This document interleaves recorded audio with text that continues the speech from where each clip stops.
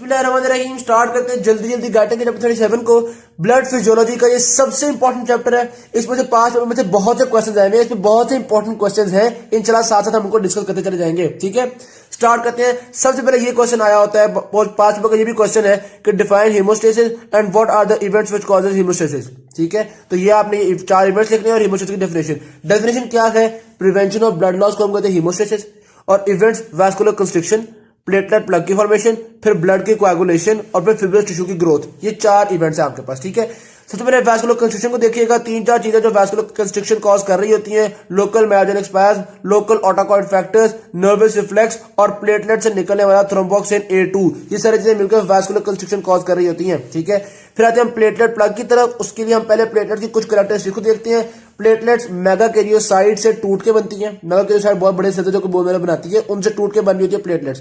Platelets के अंदर contractile proteins भी होती हैं, एक्टिन, मायोसिन और थ्रोम्बोसिन का नाम पता होना चाहिए। उसके अलावा प्लेटलेट्स के अंदर एंडोप्लाज्मिक रेटिकुलम और गोल्गी ऑपरेटर्स के रिमेन्स वगैरह, रेजिडुअल बॉडीज वगैरह मौजूद होती है। ठीक है, इसके अंदर माइटोकॉन्ड्रिया भी होते हैं, इसलिए एटीपी फॉर्म करती है। फिर ऐसे एंजाइम्स होते हैं जो कि प्रोस्टाग्लैंडिन्स को फॉर्म करते हैं। फिर फिब्रिन स्टेबलाइजिंग फैक्टर होते हैं इसके अंदर। ये फिब्रिन स्टेबलाइजिंग फैक्टर आगे जो हम डिस्कस करेंगे। उसके अलावा ग्रोथ फैक्टर होते हैं इसके अंदर जो कि वैस्कुलर एंडोथेलियल सेल्स की ग्रोथ को कॉज कर रहा होता है। ठीक है, सरफेस की बात करें तो इसकी सरफेस के ऊपर एक ग्लाइकोप्रोटीन का कोट होता है जो कि प्लेटलेट्स को मुख्तलिफ सरफेसेस के साथ चिपकने में मदद दे रहा होता है। और उसके अलावा इसके ऊपर लार्ज अमाउंट ऑफ फॉस्फोलिपिड्स होती हैं। ये फॉस्फोलिपिड्स मुख्तलिफ ब्लड क्लॉटिंग फैक्टर्स को प्रमोट करने में रोल प्ले कर रहे होते हैं। ठीक, इंपॉर्टेंट क्वेश्चन मैंने यहाँ बता दिया। इंशाल्लाह मैं आपको 5 पेपर के क्वेश्चन दिखाऊंगा अभी साथ साथ या एंड में इंशाल्लाह। ठीक है, फिर आते हैं मैकेनिज्म ऑफ प्लेटलेट प्लग की तरफ। अब होगा क्या, वैस्कुलर सरफेस अगर डैमेज हुई हुई है तो वो एक्टिवेट करती है प्लेटलेट को। प्लेटलेट एक्टिवेट होती है, स्वेलिंग होती है उसकी, सूडोपोड्स फॉर्म होते हैं। सूडोपोड्स फॉर्म होकर कॉन्ट्रैक्शन होती है तो सूडोपोड्स अलग हो जाते हैं, वो अलग ग्रेन्यूल्स फॉर्म कर लेते हैं। ठीक है, फिर जो प्लेटलेट खुद थी वो स्टिकी हो जाती है और वो चिपक जाती है, जो कोलेजन वगैरह होता है उसको चिपक जाती है। और उसके अलावा एक प्रोटीन है वॉन विलिब्रेंट फैक्टर, इसके साथ भी चिपकती है। ठीक, उसके अलावा ये जो आपके पास प्लेटलेट होगी ये एडीपी को रिलीज करेगी। ये रिलीज किया जाने वाला एडीपी और प्लेटलेट से निकलने वाला थ्रोम्बोक्सिन A2 ये मजीद प्लेटलेट्स को एक्टिवेट करेंगे। मजीद प्लेटलेट एक्टिवेट होंगे तो मजीद प्लेटलेट्स इसी प्रोसीजर के थ्रू गुजरेंगे और इस तरह मजीद से मजीद प्लेटलेट्स एक्टिवेट होते चले जाएंगे। और उसके अलावा ये भी बता रहा है कि जो फिब्रिन फाइबर्स होते हैं वो भी इन प्लेटलेट्स के साथ लगकर क्लॉट को फॉर्म कर रहे होते हैं। इंपॉर्टेंस ऑफ प्लेटलेट प्लग, हमारी बॉडी के अंदर डेली बहुत ज्यादा सैकड़ों छोटी छोटी सी लीकेजेस प्रोड्यूस हो रही होती हैं। उन लीकेजेस को ये प्लेटलेट प्लग ही क्लोज कर रहा होता है। ठीक है, तो रूटीन का काम है, छोटी छोटी लीकेजेस प्रोड्यूस होती रहती हैं और प्लेटलेट प्लग उनको ठीक करता रहता है। हमने वैस्कुलर कंस्ट्रिक्शन देख लिया, फिर प्लेटलेट प्लग को देख लिया। अब यहाँ पे मैं आपको एक बोर्ड 5 पेपर का क्वेश्चन दिखाता हूँ। 5 पेपर का क्वेश्चन देखिएगा, ये लिखा हुआ define haemostasis, enumerate the mechanism involve और role of platelets in haemostasis. तो आपने यहाँ पे देखे डेफिनेशन ऑफ हीमोस्टेसिस आ गई, फिर ये 4 मैकेनिज्म इन्वॉल्व और प्लेटलेट प्लग की ये आपका प्लेटलेट्स का रोल लिखना होगा तो आप ये लिखेंगे। ठीक है, इसी तरह से ये एक और क्वेश्चन है, इसमें भी लिखा हुआ define haemostasis, what is the role of platelet in it.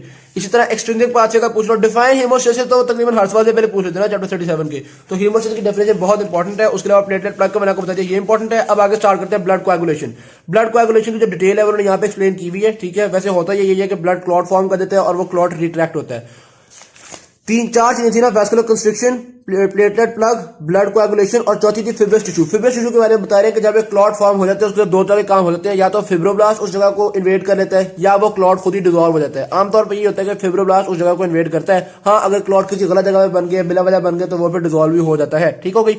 अब हम स्टार्ट करते हैं ब्लड कोएगुलेशन को, जो हमारा स्टेप नंबर 3 का उसको हम स्टार्ट करते हैं। यहाँ पे पहले वो बता रहे हैं कि हमारे बॉडी के अंदर कुछ प्रो कोएगुलेंट्स होते हैं और कुछ anti coagulants. Pro coagulants clotting को सपोर्ट कर रहे होते हैं, एंटी कोएगुलेंट्स क्लॉटिंग को खत्म करने की कोशिश कर रहे होते हैं। इनमें से जो भी हावी हो जाएगा जिस वक्त में तो हो जाए वही काम हो जाएगा। अगर प्रो कोएगुलेंट्स का एक्शन ज्यादा हो जाएगा तो क्लॉटिंग हो जाएगी, अगर एंटी कोएगुलेंट्स का एक्शन ज्यादा हो जाएगा तो क्लॉटिंग नहीं होगी। ठीक है, अब क्लॉटिंग में बेसिकली होता क्या है, जब किसी जगह पे इंजरी होती है सबसे पहले वहां पे प्रोड्यूस होता है प्रोथ्रोम्बिन एक्टिवेटर। वो जो टिश्यू है, जो डिस्ट्रॉयड टिश्यू है, डैमेज टिश्यू है, वो प्रोड्यूस करता है मुख्तलिफ सब्सटेंसेस और वो सब्सटेंसेस को कलेक्टिवली हम क्या कहते हैं, prothrombin activator. Prothrombin activator prothrombin को कन्वर्ट करता है थ्रोम्बिन में। थ्रोम्बिन जो है वो फिब्रिन को कन्वर्ट करता है फिब्रिन फाइबर्स में, और ये जो फिब्रिन फाइबर्स है ये आपके पास फिर पूरा क्लॉट फॉर्म कर देते हैं। ठीक है, अब ये 3 स्टेप्स हैं, इन तीनों स्टेप्स को हमें स्टडी करना है। सबसे पहले ये जो दूसरा स्टेप है ना, प्रोथ्रोम्बिन टू थ्रोम्बिन, इसको हम देखने लगे हैं। प्रोथ्रोम्बिन बेसिकली होती क्या है। प्रोथ्रोम्बिन एक प्लाज्मा प्रोटीन है जो कि अल्फा 2 ग्लोबिन है।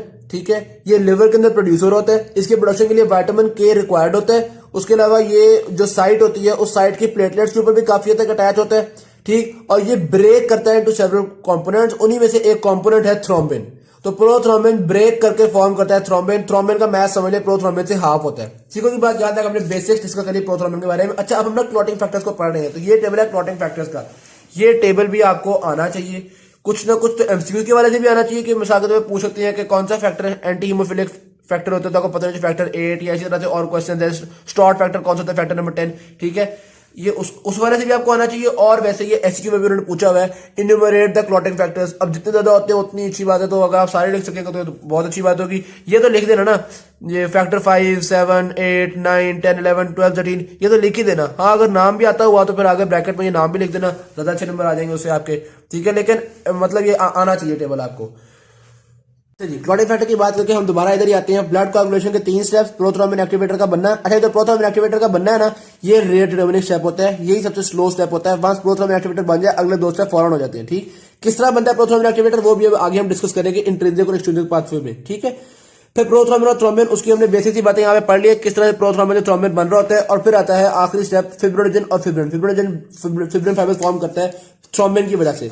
क्या होता है बेसिकली, फिब्रिनोजन के 4 low molecular weight peptides remove कर देता है थ्रोम्बिन, इससे बनता है फिब्रिन मोनोमर। और बहुत सारे फिब्रिन मोनोमर बनकर लॉन्ग फिब्रिन फाइबर्स फॉर्म करते हैं। ये फिब्रिन फाइबर्स जो है वो शुरू में लूजली बाउंड होते हैं। इनकी बॉन्डिंग को मजबूत करने के लिए काम आता है फिब्रिन स्टेबलाइजिंग फैक्टर, जो कि प्लेटलेट से आता है। इस फिब्रिन स्टेबलाइजिंग फैक्टर को भी थ्रोम्बिन जो है वो एक्टिवेट कर रहा होता है, थ्रोम्बिन जो है वो उसको सपोर्ट कर रहा होता है। तो थ्रोम्बिन 2 काम कर रहा है, एक फिब्रिनोजन को फिब्रिन मोनोमर में कन्वर्ट कर ताकि फिब्रिन फाइबर बन जाए। ठीक है, और फिर फिब्रिन स्टेबलाइजिंग फैक्टर को एक्टिवेट भी कर रहा होता है ताकि इनके बीच में कोवलेंट बॉन्ड्स बढ़ जाएं। ठीक, फिब्रिनोजन भी लिवर के अंदर ही फॉर्म हो रहा होता है, और जाहिर बात है इसके लिए भी विटामिन के की जरूरत होगी। लिवर का फंक्शनिंग खराब होगी तो फिब्रिनोजन भी कम फॉर्म होगा, जिस तरह प्रोथ्रोम्बिन कम फॉर्म होगा। ठीक है जी।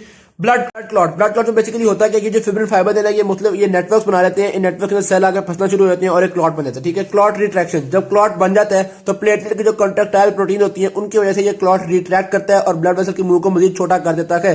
अच्छा, जब क्लॉट रिट्रैक्ट करता है तो इसमें जो फ्लूइड निकलता है वो सीरम होता है। सीरम क्यों कहते हैं, सीरम का मतलब होता है प्लाज्मा माइनस क्लॉटिंग फैक्टर्स। तो चूंकि क्लॉटिंग फैक्टर सारे यहाँ पे यूज हो चुके हैं, इसलिए सीरम का एक्सप्रेशन होता है यहाँ पे। यहाँ तक बात डन हो गई। फिर आता है पॉजिटिव फीडबैक। जब क्लॉट फॉर्म होना शुरू होता है तो उसमें उसके अंदर थ्रोम्बिन का रोल है ना, जो थ्रोम्बिन है ना पॉजिटिव फीडबैक करवाता है। क्यों, थ्रोम्बिन दूसरे क्लॉटिंग फैक्टर्स को एक्टिवेट कर रहा है और थ्रोम्बिन मजीद थ्रोम्बिन फॉर्मेशन को भी एक्टिवेट कर रहा होता है। तो ये एक पॉजिटिव फीडबैक शुरू हो जाता है, क्लॉट जो मजीद बढ़ता चला जाता है। ठीक होगी बात। अब आते हैं हम प्रोथ्रोम्बिन एक्टिवेटर की फॉर्मेशन किस तरह से होती है। 2 पाथवेज हैं, एक्सट्रिंसिक पाथवे और इंट्रिंसिक पाथवे। ये दोनों पाथवे के क्वेश्चंस आते हैं। एक्सट्रिंसिक पाथवे में आम तौर पर सिनेरियो देते हैं, एक बंदे को कट लग गया, एक बंदे का एक्सीडेंट हो गया, क्योंकि एक्सट्रिंसिक पाथवे का मतलब है कि बाहर से कोई ना कोई मसला बन रहा है। ठीक है, तो नाइफ से कट लग गया या कोई इंजरी हो गई बाहर से, तो ब्लड क्लॉट हुआ है, उसका पाथवे लिखें। तो वहां पे आपने एक्सट्रिंसिक पाथवे लिखना होगा। और इंट्रिंसिक पाथवे के लिए या तो डायरेक्टली लफज इंट्रिंसिक पाथवे यूज कर लेंगे, या वो कहेंगे इंट्रावैस्कुलर कोआगुलेशन हो गई है, यानी ब्लड वेसल के अंदर ही अंदर कोई मसला बन गया है, या कोई टॉक्सिक चीज बंदे ने खा ली उसकी वजह से ब्लड कोआगुलेशन हो गई है। तो उसमें आपको याद होना चाहिए कि ये इंट्रिंसिक पाथवे है। ठीक, ये जो कंडीशन है ये आपको उसमें एमसीक्यू में भी पूछ सकते हैं वो। ऑलराइट जी, उसके बाद अब हम क्लॉटिंग फैक्टर्स को आगे डिस्कस करेंगे। तो पहले वो बता रहे हैं क्लॉटिंग फैक्टर्स के लिए हम रोमन नंबर यूज कर रहे होते हैं, और एक्टिवेटेड क्लॉटिंग फैक्टर के आगे हम स्मॉल ए का लफ्ज लगाए थे, जिससे शो करते हैं कि ये एक्टिवेटेड है। ठीक होगी बात।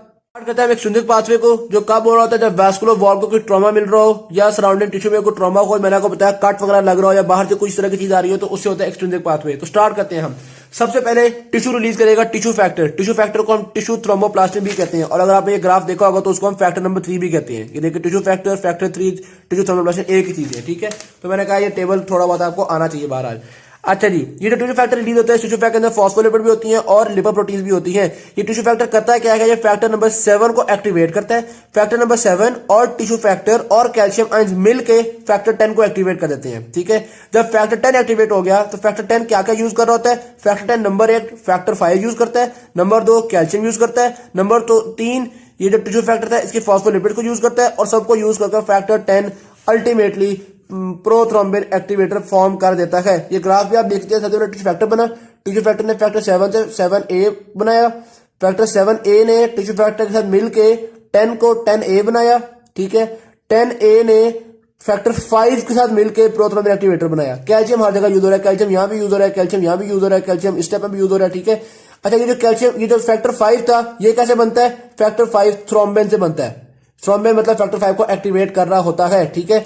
ये ड्रॉ करने के लिए भी आता है, अक्सर वो कहते हैं कि ड्रॉ द डायग्राम या ड्रॉ द फ्लो चार्ट और एक्सट्रिंसिक पाथवे, ठीक होगी बात, ये आपको पता होना चाहिए। एक्सट्रिंसिक और इंट्रिंसिक दोनों के लिए डायग्राम ड्रॉ करने के लिए आते हैं, बात मैंने आपको पहले बता दी, ऑलराइट।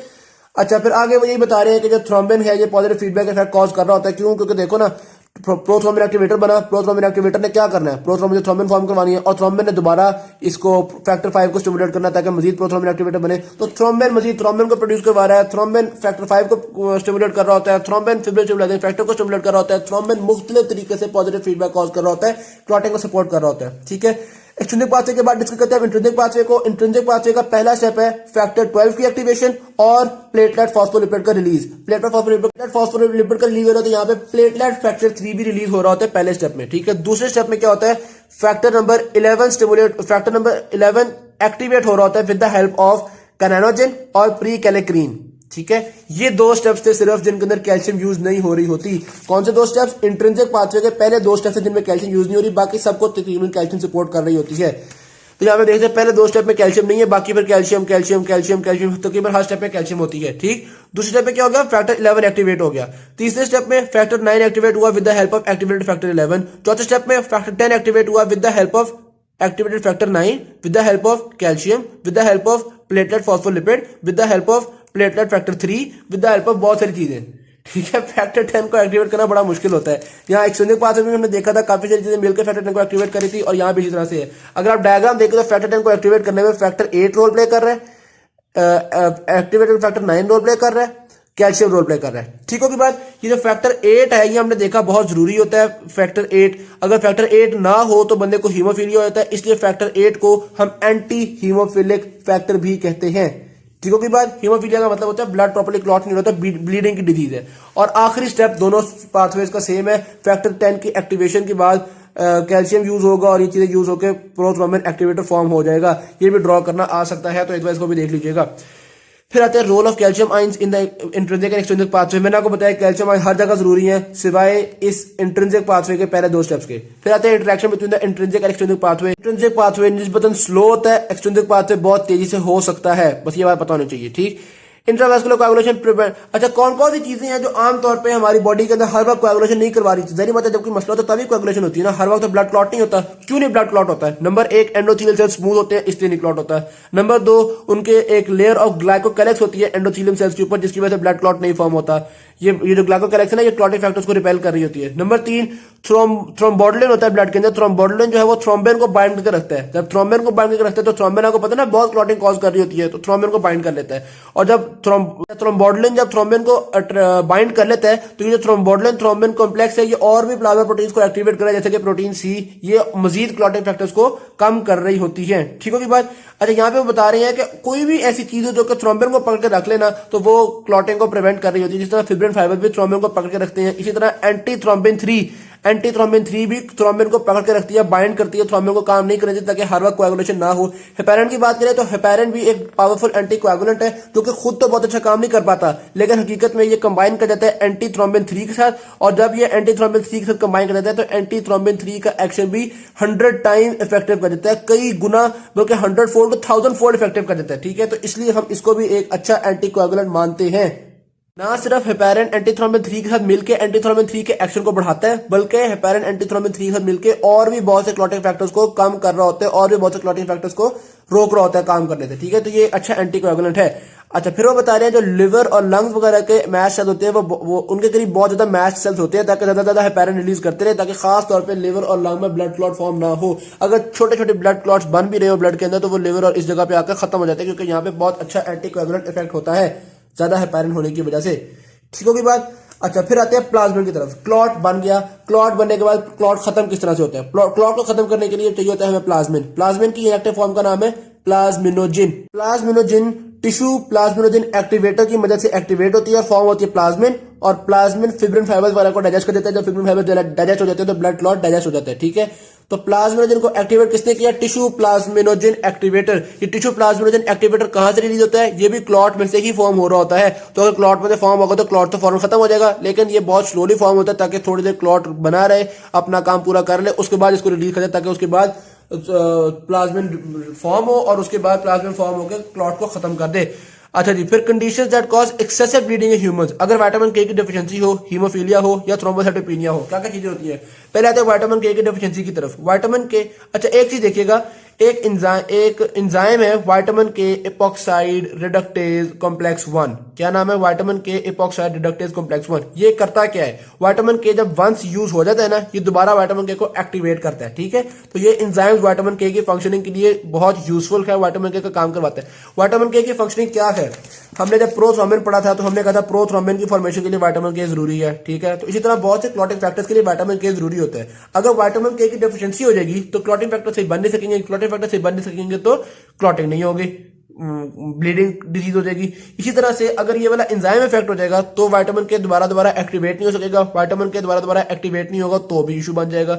अच्छा, कोई लिवर में इशू आ गया है, कोई डिजीज ऑफ द लिवर हो गई है, हेपेटाइटिस हो गया, सिरोसिस हो गया, एक्यूट येलो एट्रोफी हो गई है, कोई ऐसी डिजीज लिवर के अंदर हो गई है तो भी जहरी बात है, क्योंकि काफी सारे क्लॉटिंग फैक्टर्स हैं वो लिवर में बन रहे होते हैं, तो क्लॉटिंग फैक्टर नहीं बन सकेंगे, ब्लीडिंग डिजीज हो जाएगी। कुछ क्लॉटिंग फैक्टर्स के उन्होंने यहाँ पे नाम भी लिखे हुए हैं, prothrombin, factor 7, factor 9, factor 10, protein C, ये सारे फैक्टर्स वगैरह का उन्होंने यहाँ पे जिक्र कर दिया। अच्छा, अब विटामिन के अगर सोर्स की बात की जाए तो वैसे तो हमारे इंटेस्टाइन्स के अंदर बैक्टीरिया होते हैं जो कि विटामिन के को प्रोड्यूस कर रहे होते हैं, ठीक है।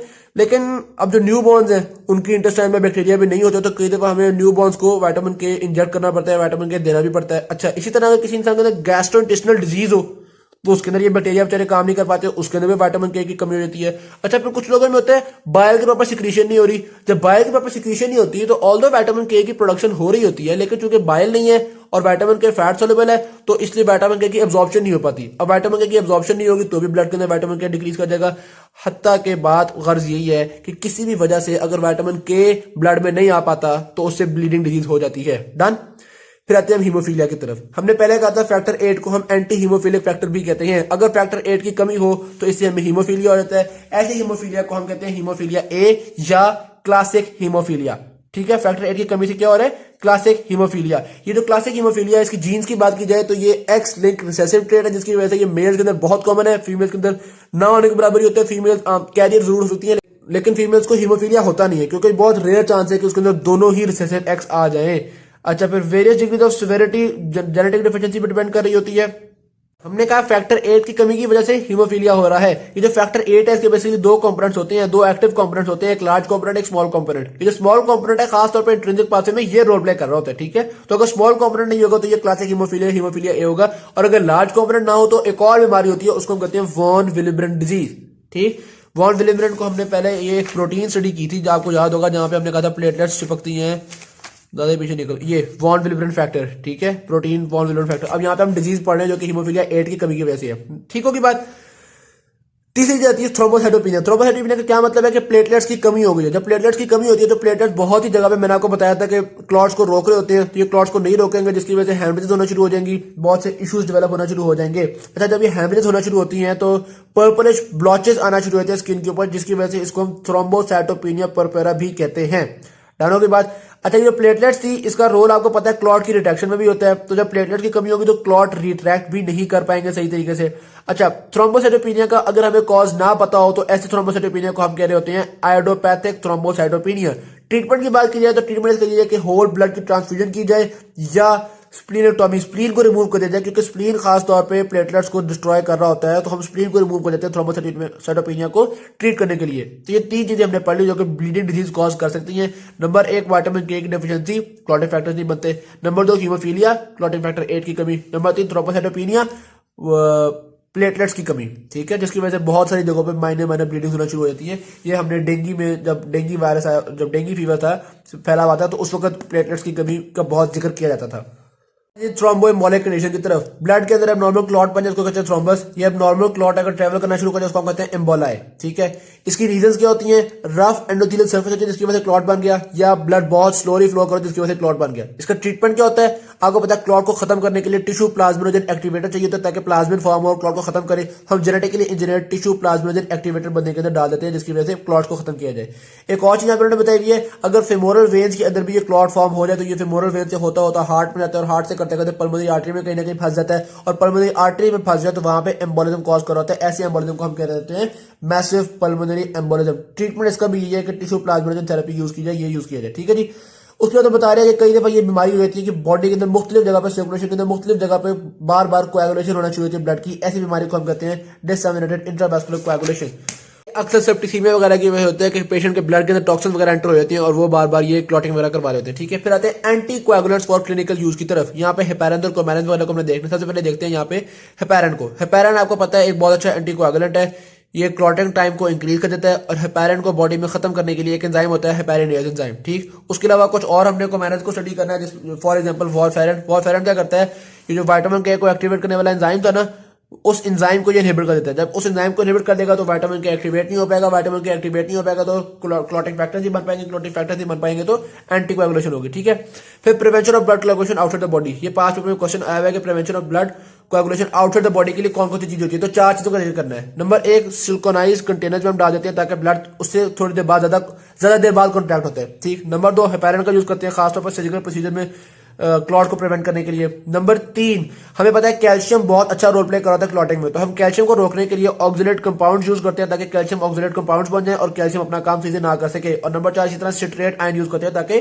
कैल्शियम सिट्रेट बन जाए और वो कैल्शियम को सीधे काम ना करने दे। इनमें से अच्छा, ये जो सिट्रेट और ऑक्सिलेट कंपाउंड है इनमें से कौन सा ज्यादा यूजफुल है, तो सिट्रेट और ऑक्सिलेट कंपाउंड में से हमें कौन सा यूज करना चाहिए कैल्शियम को रिमूव करने के लिए। तो सिट्रेट ज्यादा यूजफुल होता है क्योंकि इसके बॉडी में कम नुकसानदेह इफेक्ट होते हैं, जबकि ऑक्सिलेट के नुकसानदेह इफेक्ट हो सकते हैं बॉडी के अंदर। ठीक है, फिर आता है ब्लड कोएगुलेशन टेस्ट। इसमें अजीब अजीब बातें जो इतनी इंपॉर्टेंट भी नहीं है। ब्लीडिंग टाइम सिंपली देखें, अगर कोई पेन चुभ होते हैं तो 1 to 6 मिनट बाद क्लॉट हो जाता है। ठीक है, रुक जाता है। क्लॉटिंग टाइम मेजर करने का एक और मेथड है कि हम उसको टेस्ट ट्यूब में डालें, टेस्ट ट्यूब को हर 30 सेकंड में हिलाते रहे, इस तरह से मेजर करें तो 6 to 20 मिनट्स बाद हम देखते हैं कि ब्लड क्लॉट हो जाता है। ठीक है, ब्लड की कोएगुलेशन में कितना टाइम लग रहा है इसको हम प्रोथ्रोम्बिन टाइम भी कह रहे हैं। चीजें बड़ी सिमिलर सी हैं, यहाँ दो प्रोसीजर्स का डिफरेंस है। ठीक है, ये प्रोथ्रोम्बिन टाइम आ गया। फिर वो बता रहे हैं कि मुख्तलिफ जगह के टिश्यू फैक्टर्स हैं वो मुख्तलिफ काम कर रहे होते हैं, यानी किसी टिश्यू का टिश्यू फैक्टर जल्दी कोएगुलेशन करवा रहा है, किसी का देर से कोएगुलेशन करवा रहा है, तो उनको हम एक इंटरनेशनल सेंसिटिविटी इंडेक्स बना रहे होते हैं। ठीक है, तो ये बस यूनिट्स की बातें थी, छोड़े इनको। Thank you very much. Video अच्छी लगी शेयर जरूर कीजिएगा, चैनल को सब्सक्राइब कीजिएगा। अल्लाह।